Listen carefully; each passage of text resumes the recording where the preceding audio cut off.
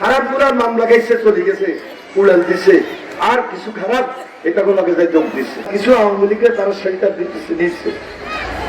এখন যারা আওয়ামী লীগ খারাপ, অনেকে পালাই গেছে, অনেকে আবার তাদের সঙ্গে যাই জয়েন করছে।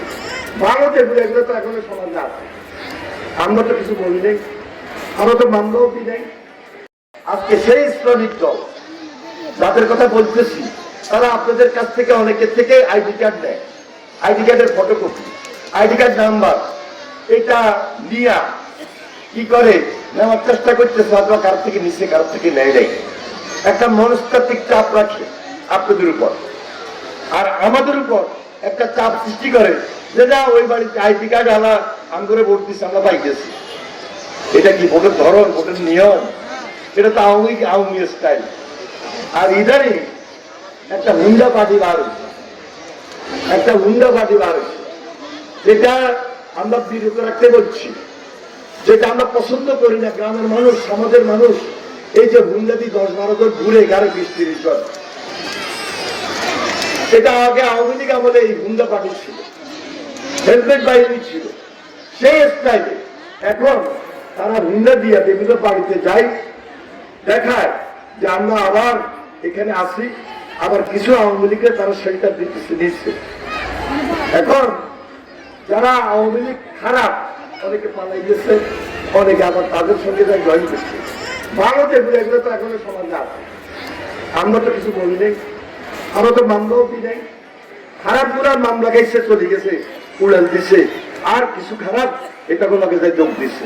এই তো বিচার বিশ্লেষণ আপনাদের কাছে, আপনাই এই দায়িত্বটুকু গ্রহণ করতে হবে। এই সমাজে পরবর্তীতে আপনার নির্বাচিত সরকারকে নিয়ে আসার জন্য কিভাবে কি উদ্যোগটা গ্রহণ করবেন। কাউকে কোনো আইডি কার্ডের কপি অথবা আইডি কার্ড নাম্বার এটা তো দিবেনই না, বরং তাদেরকে বলে দিবেন যে আপনারা এইভাবে ভোট চাইতে আসবেন না। ভোট চাইতে হলে নিয়ম আছে, ভোট চাইতে হলে সমীহ করে ভোট চাইতে হয়। আমি যদি আপনাদেরকে সম্মান দিই, আমি যদি আপনাদেরকে সমীহ করি, আমার সম্মান কি কমে যাবে? আমি কি সম্মানিত হব না?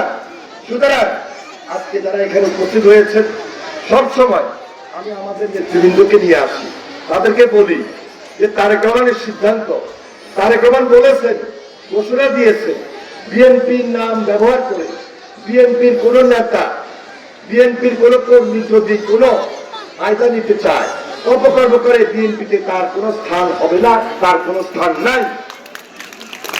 বিএনপির নাম ব্যবহার করে কোন নেতা, কোন কর্মী যদি কেউ কোন রকমের ফায়দা নেয়, কোন ধরনের অপকর্ম করে, মোড়লগিরি করে, সেই সুযোগ বিএনপির খাতার মধ্যে নাই, বিএনপিতে তাকে রাখা হবে না।